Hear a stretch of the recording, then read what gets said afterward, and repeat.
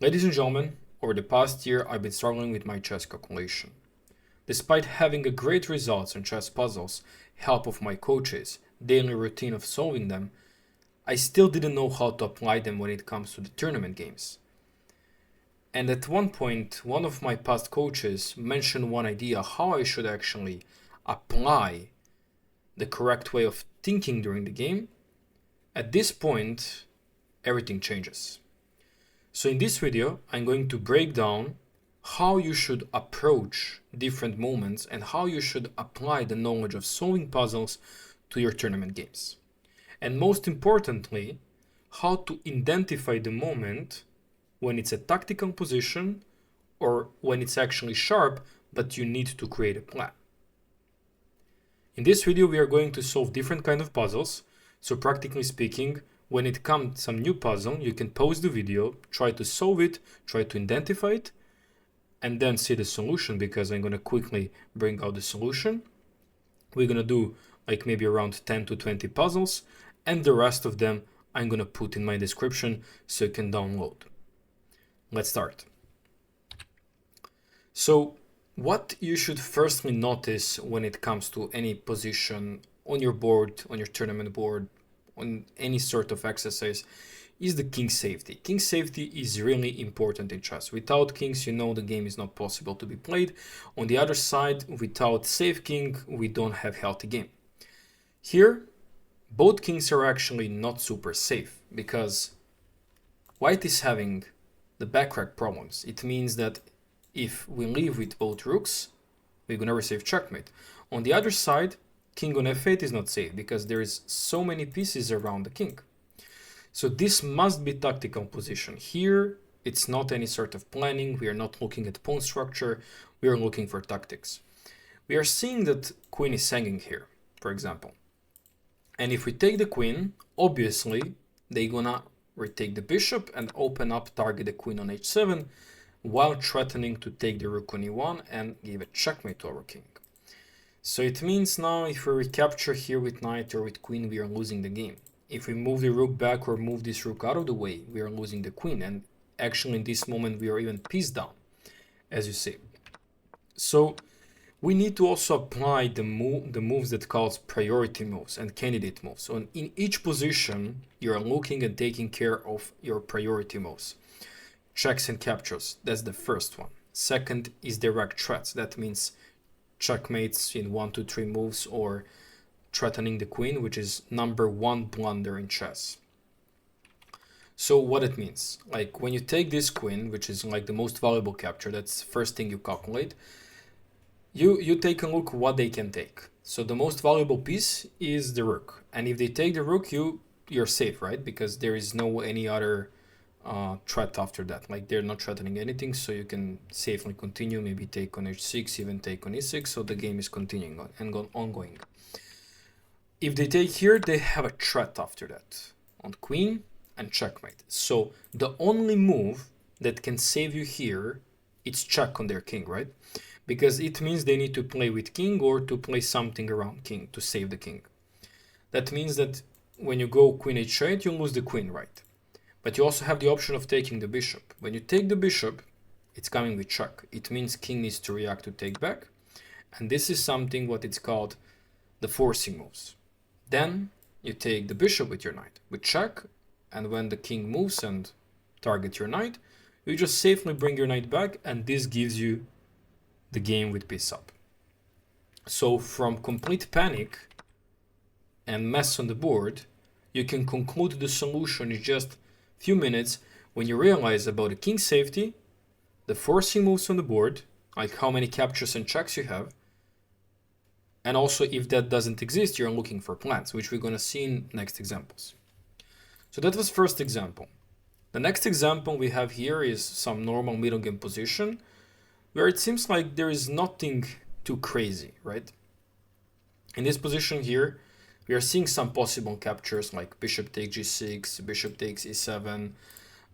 Okay, we can also take with rook here, but that's definitely not a good move. On the other side, do we have any potential threats? I don't think so. G4 is good move because they're gonna just jump with a knight here. So yeah, this position is non-tactical. If this captures doesn't result good in any sort of tactics, let's say we take here, they take back with rook, we take on g6, they take back with pawn, and we take the rook, they take back, and what is this now on the board? Why we did these trades? There's no point, right? So when it comes to planning, you're looking in a couple of things. Of course, you're looking captures and checks. If you have some potentials with that, that's fine. But you're looking at pawn structure. Pawn structure is healthy on the both sides, right? But there is a thing about space advantage. Who has a space advantage here? Of course, we have space advantage as white. Why? Because we have a pawn center, right? Since that holds the center, since we provide a space advantage, that immediately tells you you don't want to trade the pieces unless you have some opportunities for checkmate to win the piece or some material. In this case here, we don't have any follow-up, so we have a space advantage. It means we don't want to change the pieces, we want to keep the pieces on the board. Why? So we're going to bring this bishop back, because you see that these knights and these bishops here are not healthy. They're a little bit closed, passive, right? Especially this knight on h5. They can come here, obviously, but not yet, because we are providing this always threat on h7. So they can't jump here because we can just take, and now take on h7. And of course, this gives us this possible tactic, right? So they simply can't move the knight. If they come with the knight back, that all these pieces are a little bit cramped, right? While our bishops are powerful, still hitting the king side, and we have a very pleasant middle game. So we can start stacking the rooks and so on. But if you pick to trade everything, then suddenly black will get space. So trading pieces for him leads to space relief. And even though later, since your pawn structure is exposed, he can maybe rely on that, because your pawns are more touchable than these pawns here. Since they're more forward, they can be targeted by pieces. So as you see, this is also a puzzle. And why is this useful to solve these kind of puzzles? For example, to mix them up. Because it makes like simulator of your chess games, chess tournament. Because on your chess games, on your tournament, you don't have the puzzles. You don't know if some position is puzzle, and no one tells you that this is moment where you need to find a tactic. And that's why you are missing them, because you're not asking yourself questions. Okay, what is my options here? What do I do? What is king safety good? Do I have good pawn structure? Do I have open lines for my rook or open lines for my diagonals? Can I put my knight on some outpost if there is an outpost? And so on and so on. And you know, like the people, the strong grandmasters like Hikaru Nakamura, Magnus Carlsen, when you see their face impressions during some video or some games, it's because they immediately realize that you made mistake, or some of their opponents, because they're checking the moves. They are not just playing randomly. They're checking the moves all the time. Every single move they check the moves and your decisions. So let's go on the third one. So this position here, it's some normal position from the isolated pawn structures, where white seems good, but also black seems good, right? Like all pieces are kind of balanced, dynamic, contains own ideas, jumps, control, and so on. So what we can understand from this position? This position looks sharp, but also looks position that we need to create a plan.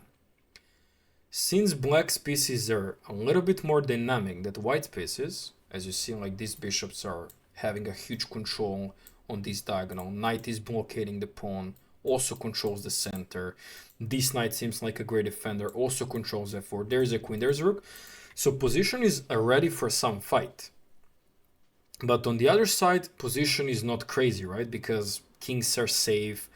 Also structure tells like that this is not super dangerous position. But I can tell you something, that every isolated pawn structure contains more aggressivity than, let's say, stability in the position for both sides. Like, why that? It's because the side that has the isolated pawn, and in that case we have white here, we are always, as white here, we are always trying to prevail on the side of tactics. Why? Because we are not relying here on the endgame because our pawns are terrible. Like look at the pawn on d4, look at the pawn on a5, look at the pawn on b2. All these pawns are weak. Imagine clearing the board with pieces, clear the piece, like just keep, let's say, 2 rooks, queen, and 2 rooks and queen. Like these pawns are sensitive, right? While, for example, these pawns are not sensitive because they're not exposed. They're sitting in the black's camp. So at this position, white is looking, of course, for forcing moves, captures, checks. So we are looking, of course, for knight takes h6, bishop takes d5, bishop takes h6, and so on. And we are connecting it with patterns, of course, what kind of patterns we have. And then when we take a look at like bishop takes h6, g takes h6, knight takes h6, for example, they're gonna just move the king on h7, then we have another check here, then they're gonna take the knight here. And suddenly we sacrifice so many pieces, but for what? We don't have follow-up. This would all be good if queen can magically come to h5 while king is on h8 and we can continue with checkmate. On the other side, you don't know, maybe you should start with knight f5 here or something. But they have easy control with queen f6, so you cannot go knight g5 with queen h5. Needs to be calculated, this is not simple. Okay, what kind of pattern we have else here after pawn takes here? There is a hole now on f6. So what if we take on d5, they take back with queen, and now boom. You see. So suddenly something appears in my mind. And of course, why strong players are seeing these tactics so quickly because they cross so many different patterns like this. And they've seen this too many times. So of course with calculation is important to have experience. I mean, experience increases your level of calculation. Okay, then now we have a question. What if you take immediately with bishop? And when they take, now you go with this move order. That looks also possible, right? But the thing is now they don't need to take. And since you already gave up your strong bishop on b3 for their knight, they can take on d4, for example. They can ignore your bishop and they can win your pawn on d4.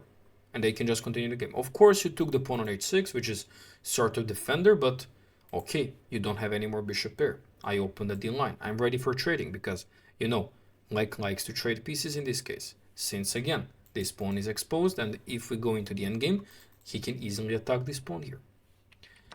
So that's why we also need to care about the move order. There is no need to give up suddenly the bishop for this knight. Even though we don't have this tactic, this is the last thing you want to do, to take this knight with your bishop. It's an important thing about the isolated pawn structures.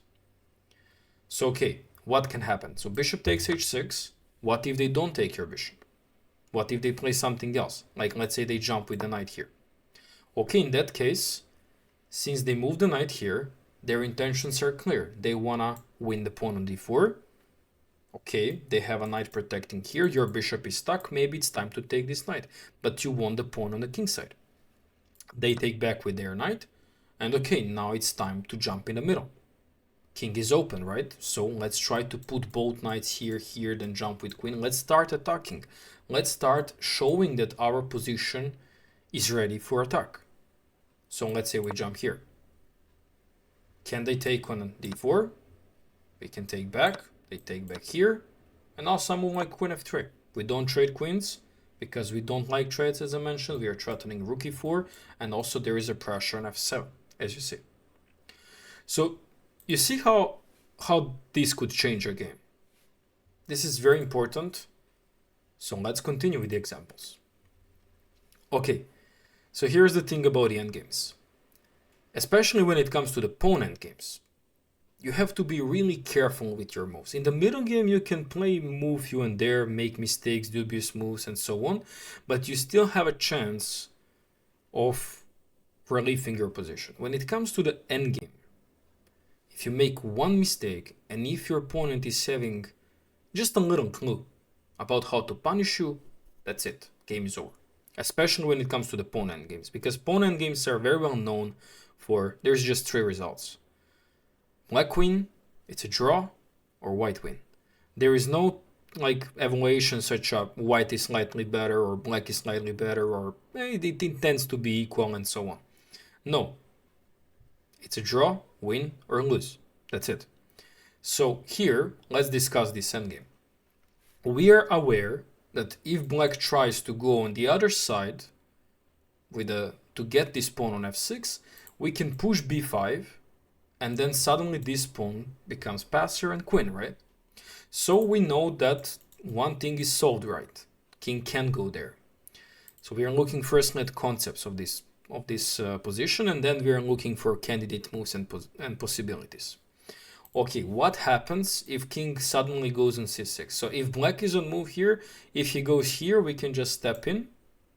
And since our pawns are controlling the frontal part, they can't come closer, and in the next move we're gonna win the pawn and win the game. Okay, what if they come here and trying to protect the pawn? But this is the same story as if they try to go for this pawn. We can just push, and then later on when they take it, we can just push the a pawn. What if they push c5? What then happens? Okay, we can push advanced, and we can also take. So if we take, they take back, and suddenly boom, king to d3. Zugzwang, that's called Zugzwang, when you're forcing your opponent to play the bad move. It means he needs to go away from his pawn, and then you will take the pawn and start pushing your pawn, which will give you the winning pawn endgame. So if you try something like this, which looks very natural and very tempting, then they will strike you with c5. And if you take, you're even losing the game now because you're in the Zugzwang. So we got the same position earlier, but just white were not on the move, so black was playing, and then when they move back, you just take the pawn. Or if they move here, just take the pawn, and your pawn is first. But here, since you're on the move, you're losing now. And if you push b5, that's just simply a draw, because king will go back here, and these pawns are holding this king, and no one can actually cross, like you cannot cross the fourth rank, because this pawn will push, and simply they cannot go down if they want, because your pawns will push, and that will be a draw. So what this tells you, if you want to have this take and they take, and then you play the move king d3 in that moment, you need to burn the move earlier. So you need to play something like king d2, burning the move, wasting time. And we are already aware of these two moves, right? Because we actually mentioned just that whenever if they go right, we push and then promote. They cannot reach us, right? We just push. Like if they try to come closer, we can just take, and okay, we have at least two passed pawns. Now we can come closer and destruction. If they try to take here, then we just push the other one. Since they're not in the quadra, that's game over. On the other side, if they go on c6, we got king d3, we take the pawn next, and we win the game. So what happens if they push?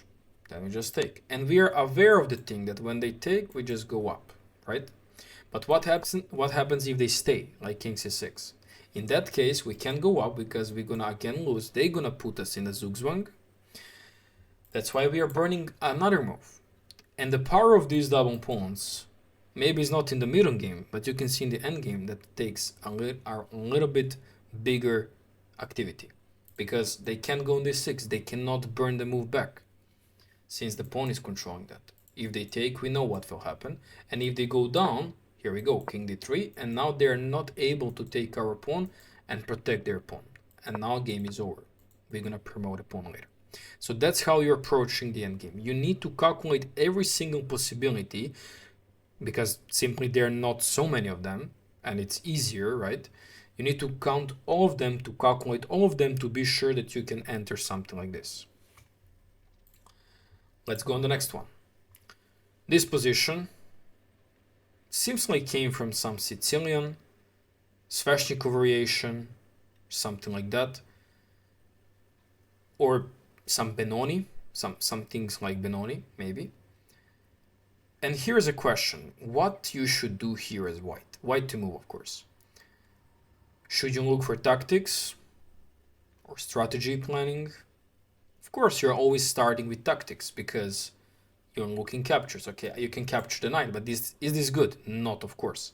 You're giving up your bishop pair first, and you're a very strong bishop for this knight here that involves their queen or rook into the game and so on. Of course, if the rook is not here, then you have take, they take back with queen, and then you take the bishop. That was simple tactic. But in this case, doesn't work. Okay, any other captures? Okay, queen takes b4, doesn't work because they have just simply bishop takes e2. Okay, rook takes e7, queen takes e7, bishop takes b6, rook takes b6. Doesn't make sense, right? So, okay, we don't have captures, we don't have checks. Do we have any direct threats such as checkmate on target and queen? No, we don't have anything. So now it's time to plan. And that's how you identify the moment. You're not looking to capture something immediately just because you have a possibility for that. You're looking to play it safe. And now what is the plan?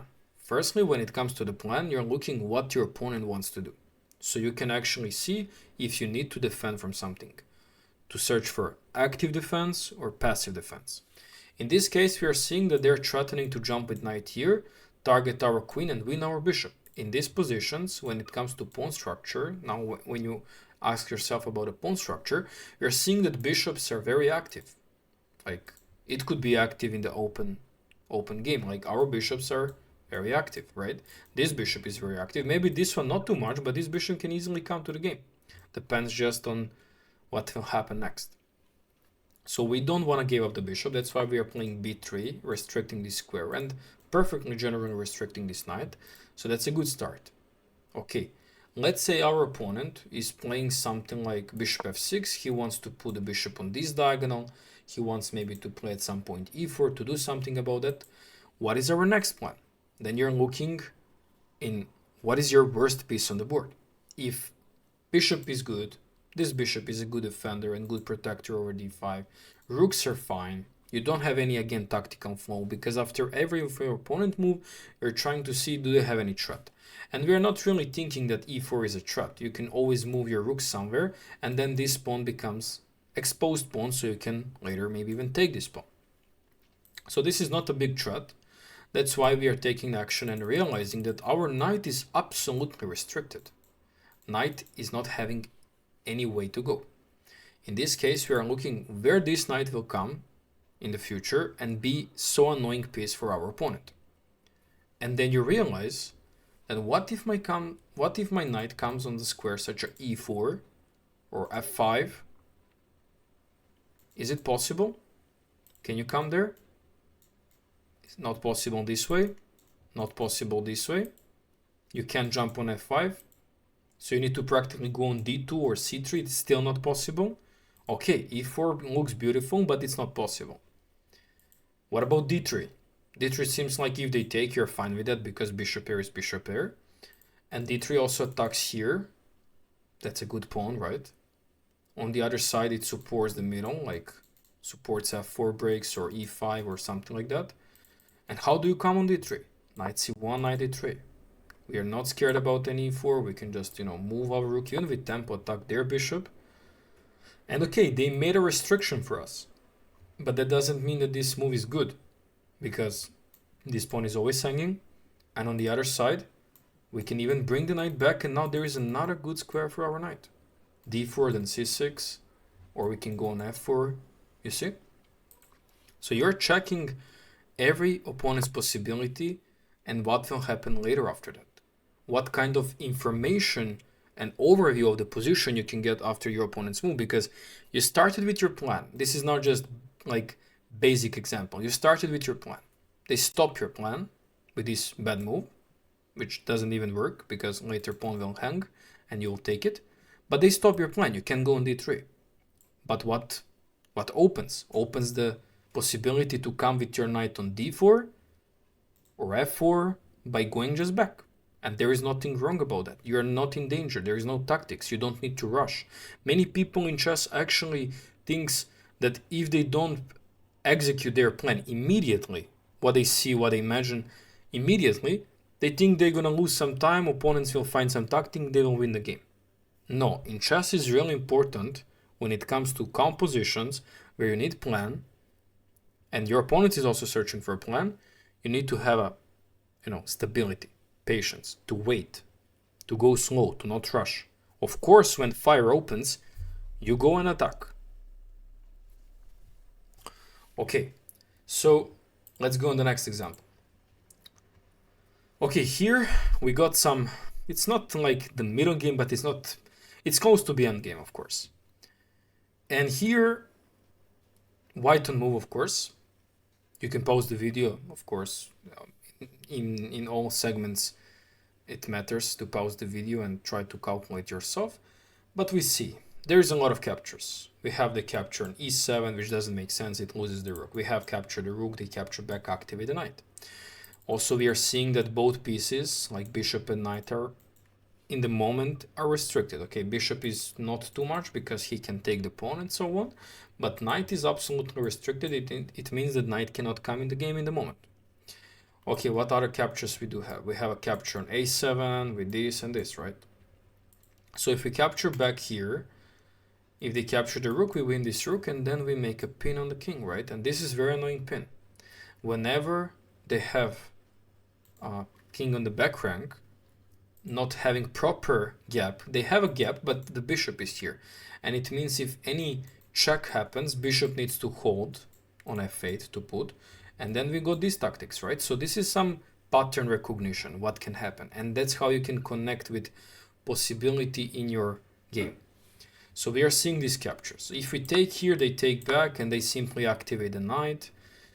Can we get much from this take? They can take back, we take here, and now they win on e5, and this endgame is possible. I believe that many players couldn't end up here because it looks so natural continuation. But suddenly we have 3 versus 4, like is better. These pawns are not really doing anything. Even these pawns are weak, like they can, properly put a knight somewhere and attack these pawns. Like we have a problem here, like definitely black is better here in this endgame. So we don't want to do this. If we go here with the bishop, I think that's just this self-pinning is something we don't want to do at all. They can simply take again, and this doesn't change much. So okay, maybe not to take the rook. Let's see something else. Some e6 move defending the rook and attacking the pawn, but they can simply take back. Okay, we can create a double pawns, but we are just helping our opponent. They create a gap for the king, and we just don't achieve anything. We don't have any queens on the board, light square bishops to attack the king, so this just wastes our time. And also opens the bishop for them. So in this case, what is important? To prioritize some captures like this, because that's attack on their rook. And when they take it back, now you're connecting the previous pattern that we talk about, and that's the back rank issue, right? So immediately when you spot the weakness in the position, you're trying to connect with some certain forcing moves, captures and checks. And in this case, we are including additional tactical pattern, and that's pin. So we are pinning the knight. It means if they try to save the rook, we take the knight with check. The only way to block it is with bishop, and now we just go bishop to h6 and we win the game with checkmate, since they can't stop it. On the other side, if they want to protect the knight, the rook is hanging back then, right? And if they protect the knight like this, we don't have now any capture more because we are already rook down. Now we take the rook, but what is better in this position for us, it's because they have passive knight. This bishop is still not in the game. King is weak, back rank issue, right? And we didn't trade rooks, which is more important since our rooks were earlier more active. So you don't want to trade your active pieces for their passive pieces. So taking on c7 would be bad because our rook on d7 is a really active rook, right? Of course, in some moments, if you need to trade, then you need to trade. Also, this one looks like a trading the good rook for passive rook, but it's about a tactic. It's not anymore about planning and seeing this to make the strategy what piece you want to trade with your opponent's piece. So you see, that's how you break down. For example, this position is not good, but the position that we have here when it comes to having the rooks on the board is amazing. Okay, let's go on the next one. So here we got another position where king safety, not good, right? King on h8, definitely on all these structures, there must be some tactical issue, right? Also, we are seeing how many of their pieces are not protected. Every single piece is protected, but a little bit overloaded, right? There is some tension on e6. Also, queen is threatening at some point the rook to sacrifice if needed. Bishop is only protected by queen, and it's always on the pattern of knight attacking the bishop. The g line is open. The threat of ideas of this and this could exist later. So, not to talk about that, this diagonal is always weak for them. So how do we approach this one? So if we take knight takes e6 here, it's the first option to calculate. What happens if they take back? Knight takes e6, rook takes e6. What is the potential follow-up for us here? If we take the rook on d5, they take on e1, we go on h2, we are just down a piece and we lose the game after this one. We don't have any queen d4 check with our queen later because king can simply be blocked by queen d4 and that's it. But firstly, now black is on the move, so they can play something like bishop g7 or whatever. So this doesn't work. If we take back here, then queen takes here, and simply we don't have any tactics, right? So if we want to apply these sort of sacrifices, we are looking also into the forcing move such as rook g8. King takes g8, and do we have any follow-up? Of course, queen g3 doesn't do anything, king h8. We are already a lot of material down, so we are seeing this nice pin. And now how do they defend this rook additionally? King f7, right? But then queen takes f5. And the problem for them is they have this move rook f6 to defend, of course. And now we're not going to take the queen. We're going to apply the check we have. And when they block it, now we can simply take the queen. Or we can go queen h5 check and then just, win the game on the spot even more. Okay, that works. That works. But they don't need to take, right? They don't need to take the knight. They can do something else.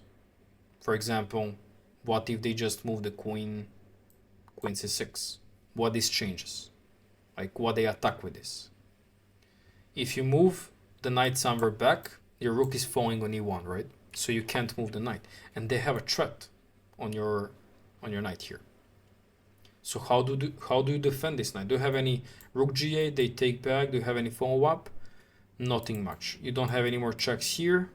That doesn't work, right? Because after this, take, what are you gonna do? They're gonna simply put a pressure on this knight even more. Since it's pinned, and you're gonna get annoyed. Also later, if the bishop comes to c5, black will be fine. So they're gonna maybe just move the rook back, or maybe do rook d6 later, and so on. So this is not a good position if you want to win. What if they defend this knight additionally? That looks interesting, right?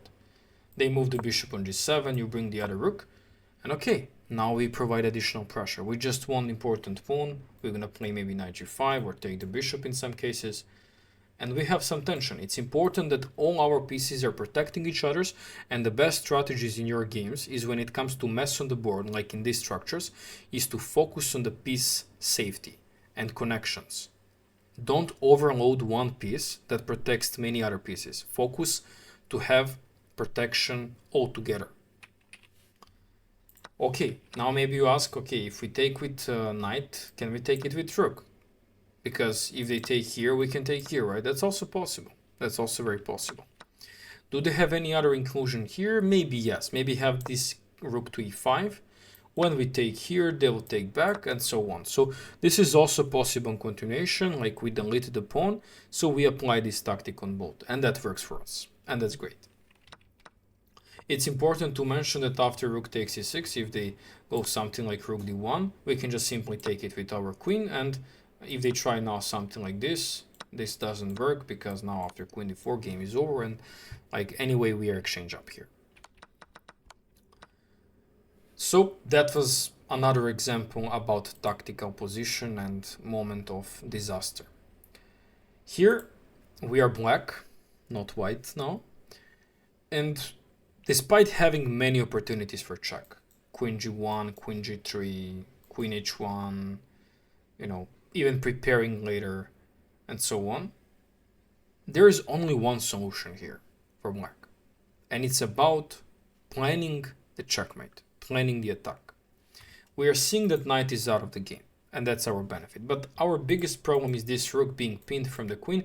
It means we can't do anything alone with our queen. We can do the checks, but every check here just leads to very unclear moments in the game because king is just going up and trying to escape, while we cannot include our rook with any check since this pin happens. And queen is not enough to win the game. That means you need to support the attack with your bishop. You can't go this way, you can't go this way, you can't go this way, doesn't make sense. Okay, maybe bishop d6 could look interesting, but then rook e2 and then king is managing escape. So we need to provide some direct threat. And that's actually bishop c1. A little bit untypical move here, but when you see the point, queen d2 checkmate, that's it. You found the idea. And now you're looking how your opponent could stop it. So he has first rook e2, but now in this case doesn't work because after check, it's important that bishop covers this spot. So this doesn't work. What else? Queen e8 looks like a move, right? Because it's a check. Then we just go rook f8. If they come back with check, now we can go just safely on h8. And there is no check on h5, h6, and so on. We are threatening the mate in 1. And what is even more important is that we free up this rook on f8. And now this rook can communicate with all the other pieces. Look at this beauty. So bishop c1 is not super hard move to find, but with many checks, because this is our priority, right? We are checking firstly all checks, all captures, and then we are looking for direct threats. And when it comes to this, you have so many checks with queen, and later on even more checks. You have to realize just intuitively to understand that checking with queen will not bring you anything if they have everything protected. Like everything is protected, like rook, queen, knight, everything is protected, so you don't have forks that works. And if your queen only attacks the king, there is no checkmate pattern, there is no attack pattern. So just stop it. Look for other idea. Don't waste your time and don't look for these bad checks. That's my advice for this one. Okay, here for example we are white. What do you think about this position? You can pause the video and think, of course. So when it comes to these structures, block structures, usually tactics are very rare. That's intuitively what you should know. But of course you need to check them. We are seeing this annoying pin. We are seeing this pressure on the line. So we need to plan something. We need to plan the relief from this pressure. And the main pressure is actually the pawn on a2, right? This is not something big because it's protected by our bishop.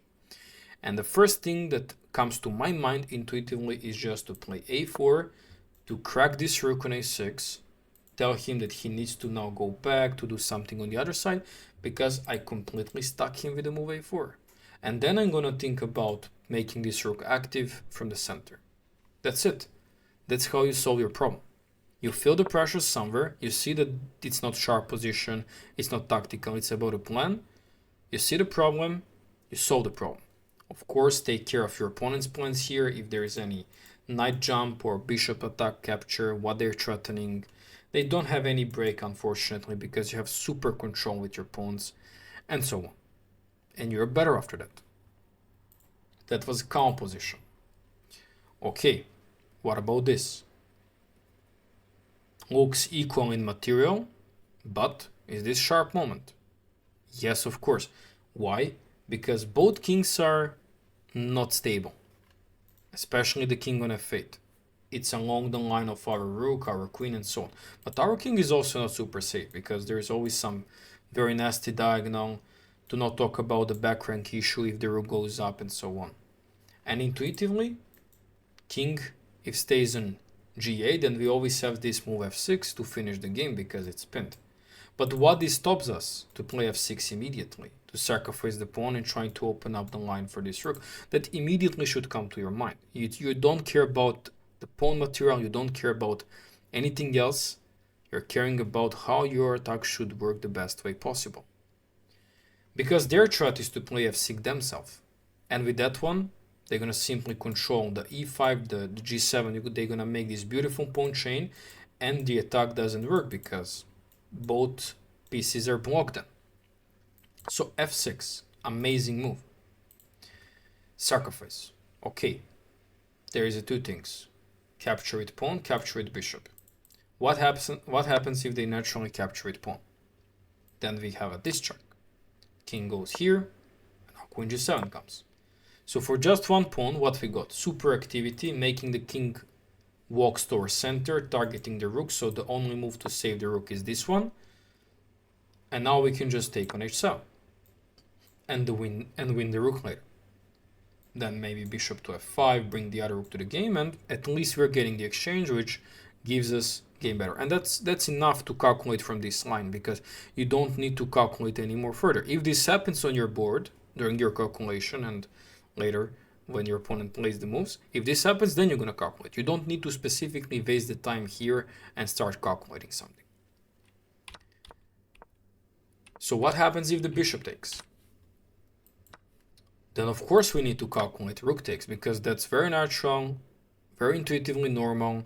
When you attack, you're not looking for your material. You're looking material what happens later. If you can hold the game later after you sacrifice, if you're ending up better in material, then that's fine. But firstly we are calculating. Okay, g takes f6.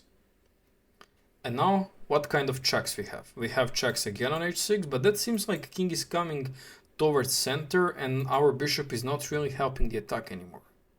But we got this bishop b4 check, amazing check, because now king has to walk on the other side, but now our bishop is on the right diagonal.